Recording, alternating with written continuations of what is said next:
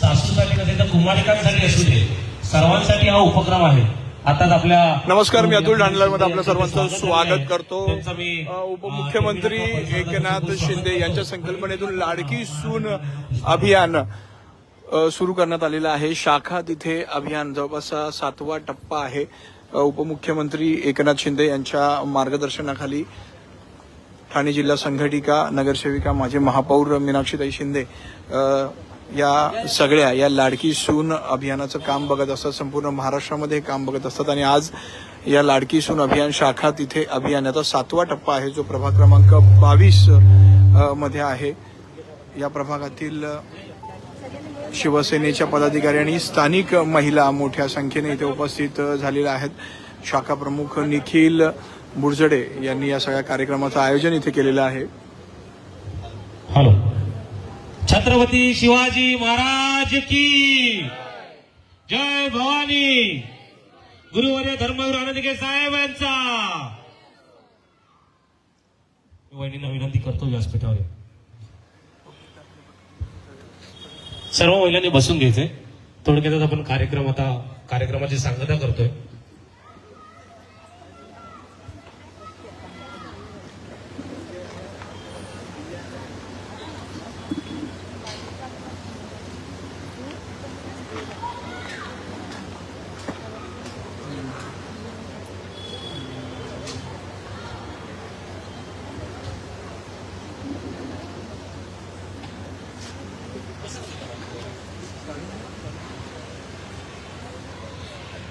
मी टेंबी नाका आणि चराई परिसरातर्फे माननीय शहरप्रमुख हेमंत पवार साहेब, माननीय विभाग प्रमुख कमलेशजी चव्हाण साहेब, उपविभाग प्रमुख स्वानंद पवार, जॅकी भोईर, आमच्या शाखा संघटिका सौ आदितीताई भोसले आणि आमच्या सर्व महिला पदाधिकारी असतील, सर्वांतर्फे मीनाक्षीताई शिंदेचं इथे स्वागत करतो. वहिनी, खूप सुंदर उपक्रम तुम्ही अख्ख्या महाराष्ट्राला दिलाय. तुमच्या संकल्पनेतून हा उपक्रमाचा उगम झाला आणि महाराष्ट्राचे लाडके उपमुख्यमंत्री एकनाथ शिंदे साहेबांनी या उपक्रमाला ग्रीन सिग्नल दिला. त्यांनी तुम्हाला फुल सपोर्ट केला की तुम्ही पूर्ण महाराष्ट्रभर या उपक्रम गावागावांमध्ये, गल्लीमध्ये पोचवा. आपल्या शाखा प्रमुखांतर्फे असतील, शाखा संघटकांतर्फे असतील, आपल्या शिवसेनेचा महिला पदाधिकारी असतील, सर्वांतर्फे आपल्या एक फौज तयार करा की आपल्या महाराष्ट्रातील लाडका सुना असतील, लाडका म्हणजे सासू असेल किंवा कुठलीही महिला असेल, कुमारिका असतील, त्या सर्व महिलांसाठी हा उपक्रम आहे. तिच्यावर फक्त तिच्या घरामध्येच नाही तर समाजामध्ये कुठल्याही स्तरावर जर कुठला अन्याय होत असेल तर त्यासाठी शिवसेना भक्कम त्यांच्या पाठीशी उभी आहे हे दाखवण्याचं काम शिवसेनेने या उपक्रमामार्फत केलेलं आहे. आणि या उपक्रमासाठी त्यांनी जी फौज तयार केलेली आहे आणि आमच्या विभागाला विशेष महत्व असं आहे की आपल्याला कुठे दुसरीकडे, तुम्हाला माझ्याकडे यायची गरज नाहीये. कारण की या उपक्रमाचं मुख्य जे कार्यालय आहे ते आपल्या जोशीवाड्यामध्ये सूर्या कार्यालय जे आहे तेच कार्यालय आपल्याला मुख्य कार्यालय म्हणून ते सुरू करतायत आणि तिथे सौ मीनाक्षीताई शिंदे तुम्हाला स्वतः उपलब्ध होणार आहेत. त्यांचे वकिलांची फौज असेल किंवा त्यांच्या पदाधिकाऱ्यांची फौज असेल किंवा आम्ही सर्व टीम असू, आम्ही सर्व टीम तिथे उपलब्ध असणार आहे. तर हा उपक्रम, जसं मी मगाशी म्हणत होतो की आम्हालाही प्रश्न पडला होता की सुनांसाठीच का, तर त्यांनी आम्हाला ती गोष्ट क्लिअर केली की फक्त सुनांसाठीच नाही तर महाराष्ट्रातील प्रत्येक महिलेसाठी, ती 16 वर्षाची मुलगी असू दे, 13 वर्षाची असू दे किंवा 75 वर्षाची वृद्ध महिला असू दे, प्रत्येक महिलेसाठी हा उपक्रम मीनाक्षीताई वहिनींनी हा पूर्ण महाराष्ट्रात माननीय उपमुख्यमंत्री एकनाथ शिंदे साहेबांच्या मार्गदर्शनाखाली सुरू केला आहे. त्यांचे मी खूप खूप धन्यवाद देतो आणि त्यांना 2 शब्द आमच्या महिलांना संबोधित करण्याची विनंती करतो. धन्यवाद. सन्मान्य व्यासपीठ आणि समोर बसलेल्या सर्वांना माझा नमस्कार. खरं तर मला असं वाटतं की हेमंत महाले यांनी तुमच्यापर्यंत ही सगळी माहिती सविस्तर पोहोचवली असेल. खरं तर जोशीवाड्यात जसं सांगितलं की सूर्या कार्यालयापासून ह्याची सुरुवात होते. टेंबी नाक्याला गेली 8-9 वर्ष मी जिल्हा लेवलला ह्या सगळ्या प्रॉब्लेम ज्या येत होते महिलांचे ते सॉर्ट आउट करण्याचा प्रयत्न करत होते. पण ज्यावेळी वैष्णवी हगवण्याचं प्रकरण झालं पुण्यामध्ये आणि त्यावेळी वैष्णवी हगवणीच्या वडिलांनी जेव्हा साहेबांची भेट घेतली तेव्हा साहेबांना आवर्जून सांगितलं की तुमच्या आनंद आश्रमामध्ये दिघे साहेबांचं एक हे चालायचं आणि त्याच्यामध्ये महिलांवर होणारे अन्याय अत्याचार ह्याला कुठेतरी वाचा फोडली जायची आणि न्याय मिळायचा. तशीच जर हे आज दिघेसाहेब असते तर माझी वैष्णवी गेली नसती आणि ह्याच्या पुढे कुठल्या वैष्णवीने आत्महत्या करू नये म्हणून तुम्ही अशा प्रकारचं काहीतरी पुन्हा एकदा चालू करा असं त्यांना आवर्जून सांगितलं. आणि त्यावेळी साहेबांनी सांगितलं की आम्ही छोट्या स्केलला जिल्हा लेवलला ह्या सगळ्या कार्यक्रम म्हणजे हा सगळं हे हाताळत असतो, पण आज महाराष्ट्र लेवलला ह्याचं काम करण्याचा योग आला याचं मुख्य कारण वैष्णवी अभवणीच असणार आहे. आणि त्या माध्यमातून साहेबांच्या डोक्यात संकल्पना आली की आपण जशी लाडकी बहीण योजना आणली आणि महिलांना सक्षम करण्यासाठी आपण पाऊल उचललं, त्याच प्रकारे महिलांवर होणारे अत्याचार जर रोखायचे असेल तर लाडकी सून योजना आपण राबवली पाहिजे. आणि त्या माध्यमातून ह्या अभियानाचा उगम झाला आणि खऱ्या अर्थाने पूर्ण महाराष्ट्रभर लाडकी सून योजना ही पॅरलल टीम काम करते. जसं महिला आयोग काम करतं त्याचप्रमाणे लाडकी सून योजनेची एक टीम आहे आणि त्या टीमच्या मार्फत हे काम केलं जातं. पूर्ण महाराष्ट्रातनं आम्हाला कॉल येतात आमच्या कॉल सेंटरमध्ये आणि त्या कॉलची पडताळणी करून योग्य ती शहानिशा केली जाते आणि त्या माध्यमातून त्याचा छडा लावला जातो.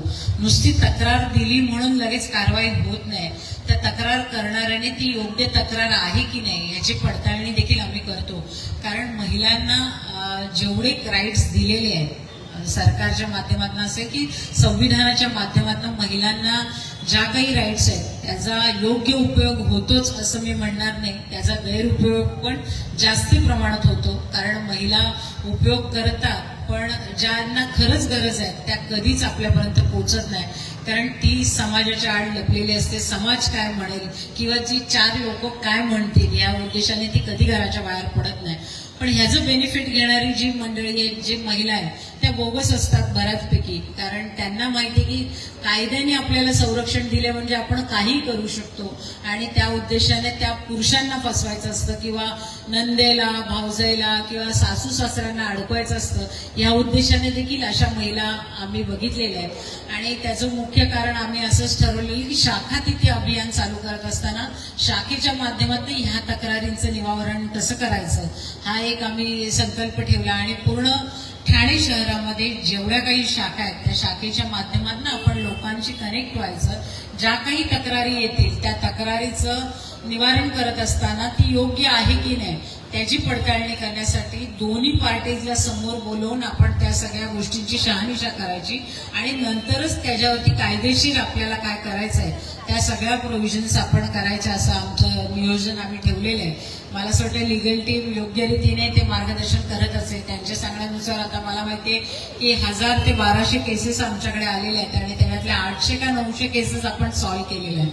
तर ह्या छोट्या मोठ्या तक्रारी घेऊन येत असताना असं झालं की बऱ्याच महिलांच्या विरोधात देखील तक्रार घेऊन येतात की म्हणजे आता बऱ्याच जण बोलायला लागले मला की लाडकी सून योजना काढली मॅडम, लाडकी सासू योजना कधी काढणार म्हणून. तर असं होणार नाही, कारण लाडकी सून योजना काढल्यानंतर लाडकी सासू ही पण कोणाची तरी सून होती आणि म्हणून ती त्या क्रायटेरियात बसते. आणि असं न धरता आम्ही मला असं वाटतं समाजातील पीडित महिला ती कोणी असू दे तर तिला याच्यामध्ये आम्ही ग्राह्य धरतो आणि महिलांवर होणारे अन्याय अत्याचार आम्ही दूर करतो. नुसतं ही लाडकी सून योजना करत असताना एखादं जर पीडित पुरुष असेल जिला महिलांपासून काय त्रास होत असेल मला असं वाटतं की ते देखील आमच्याकडे येऊन सल्ला घेतात. कारण बऱ्याच अंशी 100% मध्ये 80% जर महिला पीडित असतील तर 20% पुरुष देखील पीडित आहेत. बऱ्याचशा महिला आपल्या याचा गैरवापर करून त्यांना त्रास द्यायचा नाहक त्रास द्यायचा प्रयत्न करत असतात. मला असं वाटतं की आपल्या कुठल्याही कायद्याचा गैरवापर न करता योग्य जर आपण केलं तर खऱ्या अर्थाने मला असं वाटतं की जे कायदे सरकारने आपल्यासाठी आखून ठेवलेले आहेत जे संविधानात लिहिलेले आहे त्याचा योग्य वापर झाला तरच कुठल्या तरी महिलेचा जीव वाचू शकतो. एखादी वैष्णवी अभवणी पुन्हा आपल्या समाजात होणार नाही याची आपण खात्री घेऊ शकतो. मला असं वाटतं की ज्या काही अभियानामार्फत आपण सांगतो की ज्या तक्रारी आमच्यापर्यंत पोहोचवा, बऱ्याचशा महिला आहेत ते यायला लाजतात कारण आपलं फेस रिव्हील होईल, आमच्या काहीतरी गोष्टी तुम्ही बाहेर रिव्हील करा ही भीती असते त्यांना. पण ह्या सगळ्या गोपनीय ठेवल्या जातात. तुमची तक्रार आमच्याकडे गोपनीय असते. एखाद्याला जर वाटलंच की मला फीडबॅक द्यायचा आहे तर ती उघडपणे येऊन फीडबॅक देऊ शकते. नाहीतर तिला फीडबॅक द्यायचं ती सांगते की माझा चेहरा झाला, आम्ही तसंही करू शकतो. फीडबॅक देण्याचे एवढंच मुख्य कारण आहे की शिवसेना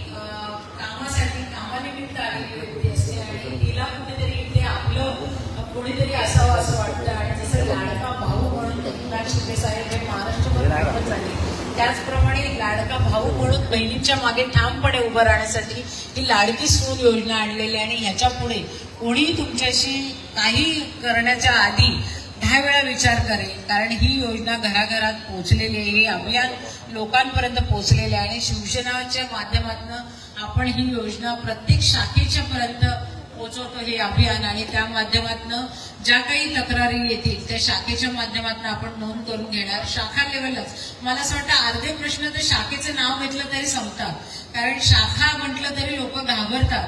कारण शिवसेनेच्या 4 अक्षरामध्येच एवढी ताकद आहे की लोक नुसतं सांगितलं की फोन केला कोणाला की शाखेत तुम्हाला यायचंय संध्याकाळी असं सांगितलं तरी तो माफी मागतो की मी आता परत काय करणार नाही म्हणून.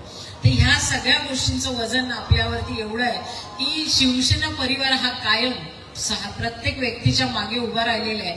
आणि त्या माध्यमातून आपण शाखा तिथे अभियान चालू केलं. आणि आज महाराष्ट्र लेवलला सुरुवात करत असताना आपल्या घरापासूनच सुरुवात करायची म्हणून ह्या अभियानाची सुरुवात आपण करतोय. आणि हा 7वा टप्पा या प्रभागात चालू होता आणि शेजारीच आपलं कार्यालय 10-12 दिवसात त्याचं लोकार्पण होईल.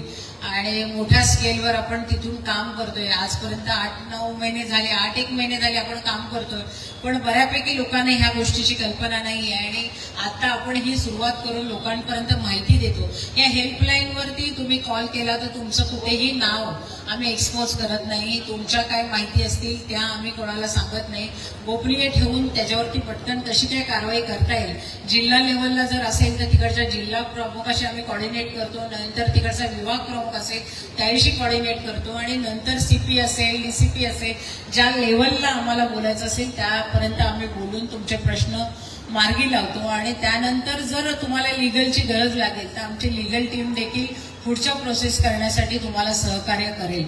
बऱ्याच अंशी लोक काय बोलतील ह्या भीतीने बऱ्याचशा महिला आपल्यापर्यंत येत नाही. पोलीस स्टेशनला जातात, बऱ्याचशा नवरा रात्री अपरात्री कधी दारू पिऊन येऊन महिलांना मारतो आणि त्या तक्रार घेऊन पोलीस स्टेशनला जातात आणि सिव्हिल मॅटर म्हणून पोलीस त्याच्याकडे लक्ष देत नाही. याचं मुख्य कारण एवढंच आहे की बाई रागात असते आणि त्यावेळी नवऱ्याने मारलं म्हणून ती घाईघाईत पोलीस स्टेशनला जाते आणि पोलिसाला सांगते की माझ्या नवऱ्याला डांबून ठेवा. आणि ज्यावेळी त्या केसचं FIR रजिस्टर होतं आणि नवरा अरेस्ट होतो त्यावेळी दुसऱ्या दिवशी या बाईचा राग शांत झालेला असतो आणि तीच त्या नवऱ्याला सोडवायला परत सकाळी उठून जाते, बस झाला आता त्याला सोडा म्हणून. तर हे दाखवताना पोलिसांचं असंच मत होतं की एकदा FIR नोंद झाल्यानंतर ती आम्ही मागे घेऊ शकत नाही. आणि त्याच्यामुळे बऱ्याच अंशी महिलांवर होणारे अत्याचार हे सिव्हिल मॅटर म्हणून कुठेतरी दाबले जातात. कारण ह्याचं मुख्य कारण आपणच आहोत की आपण पुढे जाऊन त्या सगळ्या गोष्टी क्लोज करायला मागतो. आता एक उदाहरण मी आता पण मगाशी पण दिलं की बऱ्याच महिला असतात त्या रागात कधी पण येतात, शाखेत येतात, नगरसेवकांकडे येतात, माझा नवरा मला रोज मारतो, मला असं करतात तसं करतात, मला रोज छळतो, दारू पिऊन शिवेगाळ करतो, त्याला तुम्ही आणा शाखेमध्ये आणि 2-4 झापडी द्या नाही तर 4 दिवस पोलीस स्टेशनला ठेवा असं आवर्जून सांगतात. आणि जेव्हा वट पौर्णिमा येते तेव्हा सगळ्यात पहिलं ताडी घेऊन याच बायका वटाला वळायला जातात.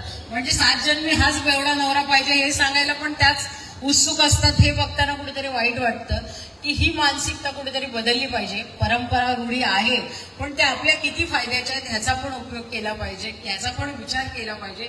नुसतं लोकांना दाखवून की बाबा मी नवऱ्यासाठी ओवाळते म्हणजे 7 जन्म हाच नवरा पाहिजे हे लोकांना दाखवायचं नाही. आपल्याला नको तर नको, तो 7 जन्म असा बेवडा पाहिजे हे तर मी कधीच मागणार नाही.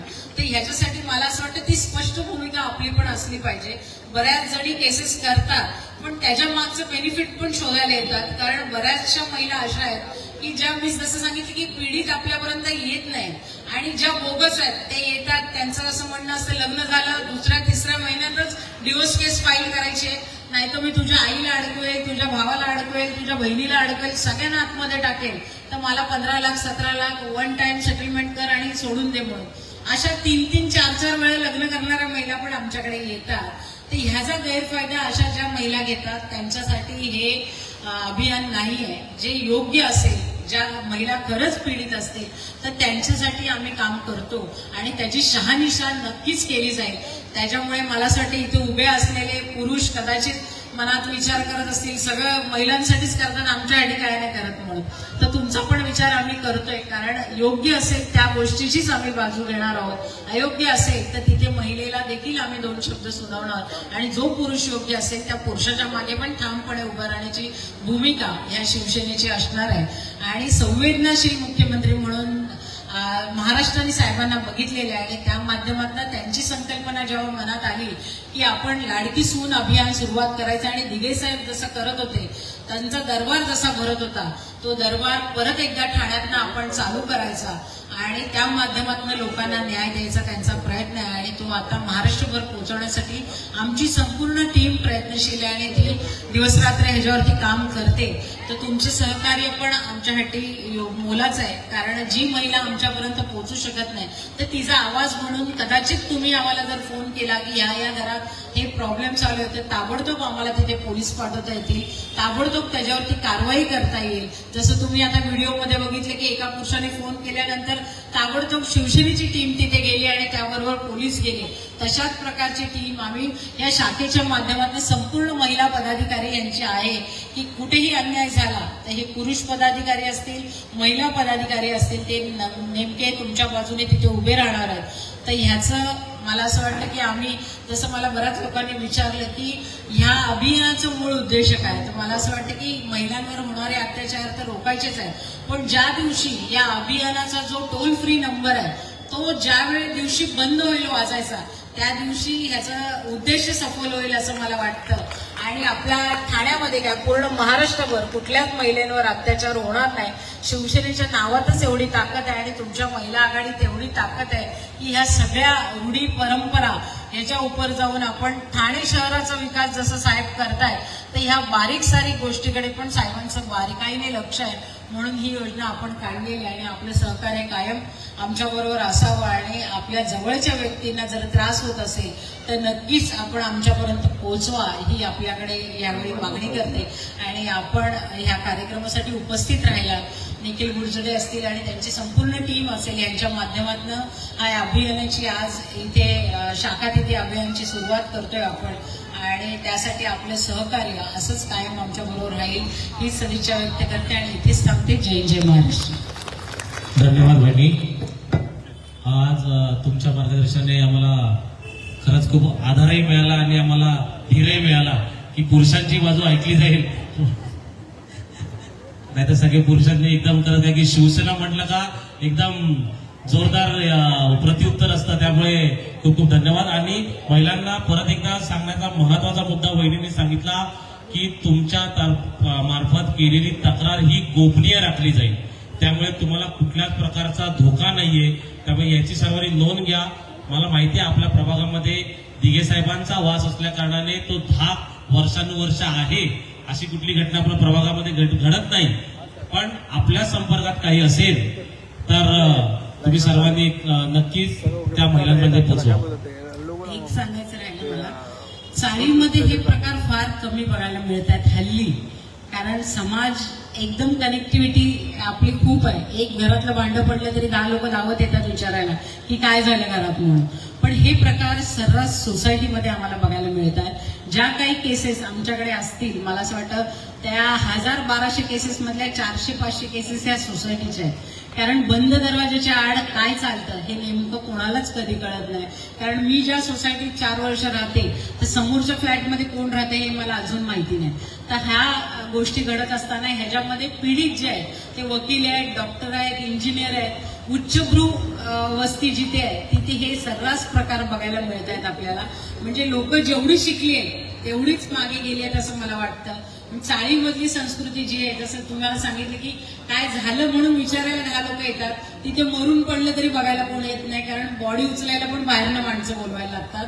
त्या परिस्थितीत ह्या घटना जास्ती घडतात आणि त्याला वाचा फोडण्याची गरज आहे. आणि या हेल्पलाईन नंबरमुळे मला असं वाटतं त्याला कुठेतरी वाचा फोडली जाते आणि त्या तक्रारी आमच्यापर्यंत जास्ती प्रमाणात येतात.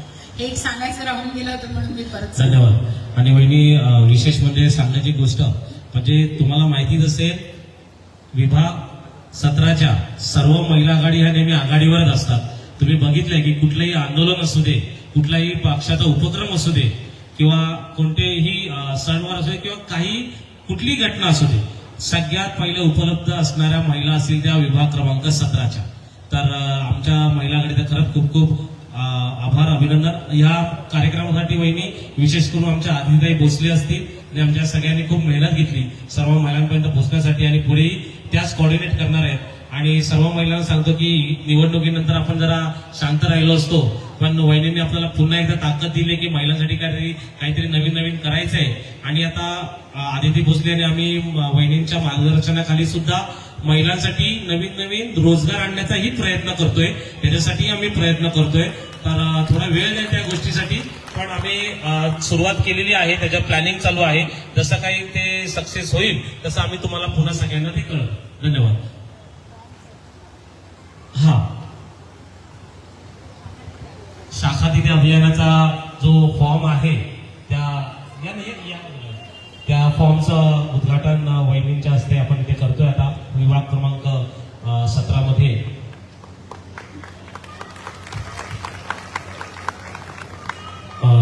सगळ्यांचे खूप खूप धन्यवाद.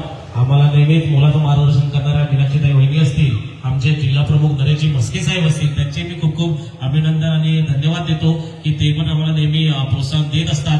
मी सर्व महिलांकडे विनंती करतो की आपल्या विभागातर्फे आपण वहिनींचा सत्कार करायचा.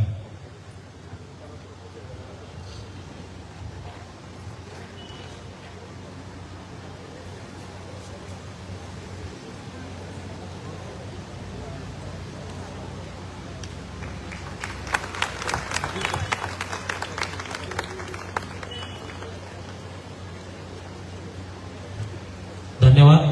आता आपण सगळ्यांनी थांबायचंय. आपण मीनाक्षी वहिनींच्या हस्ते आपल्या विभागाच्या टेंबीनाका चराई कक्षाचं उद्घाटन आपण मीनाक्षीताई वहिनींच्या हस्ते करणार आहोत. मी वहिनींना विनंती करतो त्यांनी व्यासपीठासमोर यायचंय.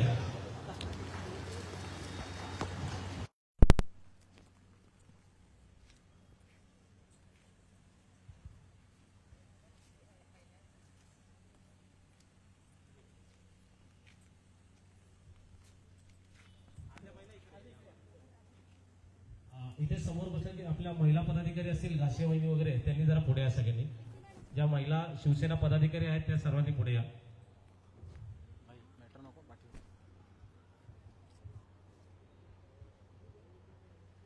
सगळ्यांनी या, जेवढ्या महिला पदाधिकारी आहेत त्या सर्वांनी पुढे या. धन्यवाद. तेमिनाका चराई शाखेचं उद्घाटन आपण वहिनींच्या हस्ते करतोय.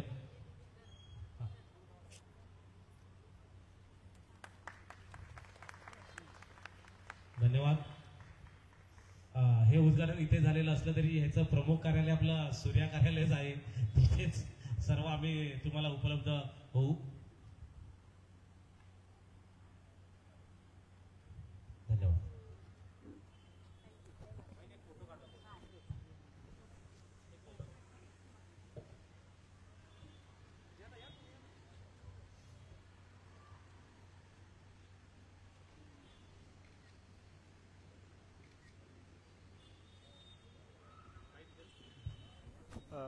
मॅडम, लाडकी सून अभियानाचा या ठिकाणी 7वा टप्पा पार पडला. आपल्या उपस्थितीच्या सर्व महिलांना सूचित करण्यात येते की लाडकी सून अभियानाचा हा 7वा टप्पा शाखा तिथे अभियान हा प्रभाग क्रमांक 17 निखिल गुरजोडे यांच्या माध्यमातून आपण इथे पार पाडलेला आहे आणि मोठ्या प्रमाणात महिलांनी याला प्रतिसाद दिलेला आहे आणि पूर्ण महाराष्ट्रभर आपण लाडकी सून अभियान हे राबवतोय आणि त्या माध्यमातून आपण शाखा तिथे अभियान हे पूर्ण महाराष्ट्रभर घेणार आहोत आणि त्याची सुरुवात आपण ठाण्यातनं केलेली आहे आणि हा 7वा टप्पा आज इथे पार पडतो. मॅडम, 7वा टप्पा पार पडलाय, कसा रिस्पॉन्स आहे सगळीकडे आणि ज्या तक्रारी येतात, मला वाटतं 1000पेक्षा जास्त तक्रारी आलेल्या आहेत, कुठल्या विभागातून किंवा कुठल्या प्रभागातून मेजर काय तक्रारी आहेत आणि त्याचं सोल्युशन कसं देत आहे तुम्ही? मला असं वाटतं की आतापर्यंत ज्या तक्रारी येत होत्या ह्या अशा स्पेसिफिक आम्ही तुम्हाला कुठल्या एरियातनं येतात, कारण ह्याची गोपनीयता आम्हाला पाळायची आणि त्याच्यामुळे आम्ही प्रॉपर तुम्हाला त्याचं हे सांगू शकत नाही. पण ज्या 1000-1200 तक्रारी आलेल्या आहेत त्याच्यामध्ये एक तर जाच करणारा नवरा असेल, सासू असेल किंवा लग्न करून डिवोर्स न देता पळालेला नवरा असेल, तर अशा प्रकारच्या तक्रारी आमच्याकडे जास्ती प्रमाणात येतात. आणि आता सायबर गुन्हे तुम्हाला माहिती की जास्ती प्रमाणात होत आहेत. महिलांची लग्न करतो म्हणून सेकंड मॅरेज हे ऑप्शन असल्यामुळे महिलांची लग्न करतो म्हणून फसवणूक केली जाते ऑनलाईन पेमेंटच्या द्वारे. तर अशा प्रकारच्या पण तक्रारी आपल्याकडे मोठ्या प्रमाणात येत आहेत. मॅडम, एक लीगल टीम सुद्धा तुम्ही या माध्यमातून प्रोव्हाइड करताय त्यांना, त्याच्याबद्दल काय सांगाल? मला असं वाटतं की ह्याच्यापूर्वी मी जिल्हा शाखेवर ज्यावेळी बसत होती गेली 7-8 वर्ष, तर ते माझ्या माध्यमातून जेवढे काय प्रश्न सॉल्व्ह होत होते ते शिवसेना पक्षाच्या माध्यमातून सॉल्व्ह केले जात होते. पण नंतर आपल्याला पुढे आता जेव्हा ही लाडकी सून योजना आणली त्यावेळी कळलं आपल्याला की बऱ्याचशा केसेस आपल्या माध्यमातून सॉल्व्ह होत आहेत. पण जिथे लीगल टीम लागते आपल्याला, जिथे लीगलची गरज लागणार आहे, तर लीगल टीम आपल्याला ठेवायला लागेल. आणि त्यावेळी लाडकी सून योजना आली त्यावेळी आपण लीगलची टीम आपल्याबरोबर ठेवलेली आहे, जेणेकरून पोलीस स्टेशनला पण एखाद्या वेळी तक्रार घेतली जात नाही तर कोर्टामार्फत आपण ती तक्रार त्यांना देतो तिथे. आणि कोर्टात जर काय केस लढायची असेल तर आपल्याला जर जाणं पॉसिबल होत नसेल आपल्या वकिला, तर व्हिडिओ कॉन्फरन्सिंगद्वारे आपण ती केस लढतो.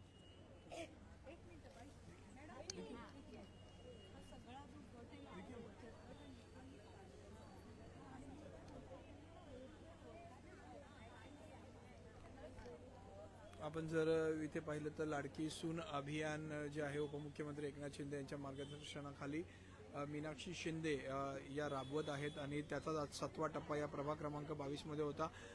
टेमिनाकाचे शाखा प्रमुख निखिल सतीश बुरजडे यांच्या माध्यमातून ही सगळी तयारी जी कार्यक्रमाची करण्यात आलेली होती.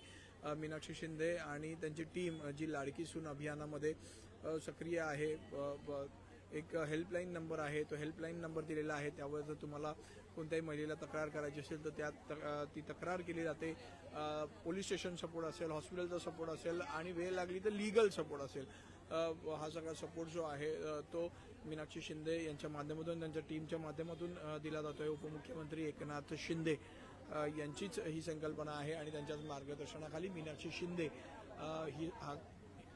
मीनाक्षी शिंदे जे आहेत त्या लाडकी सून अभियान, शाखा तिथे अभियान हे उपक्रम जे आहेत ते सगळीकडे राबवत आहेत. हा 7वा टप्पा आहे आणि सगळ्याच टप्प्यांमध्ये प्रत्येक शाखेमध्ये आणि जिथे जिथे हे सगळे कार्यक्रम होत आहेत तिथे सगळीकडे मोठ्या प्रमाणात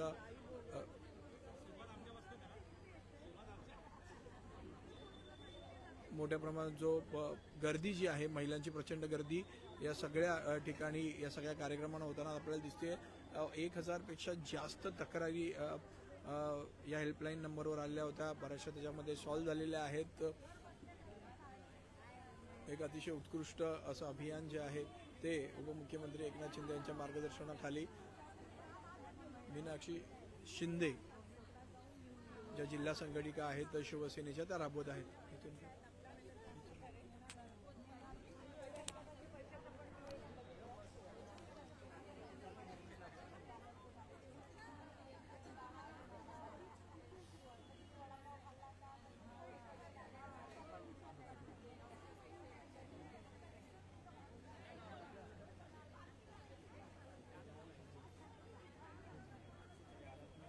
ठाणे लाईव्हचे अपडेट्स मिळवण्यासाठी आता ठाणे लाईव्हला फॉलो करा. धन्यवाद.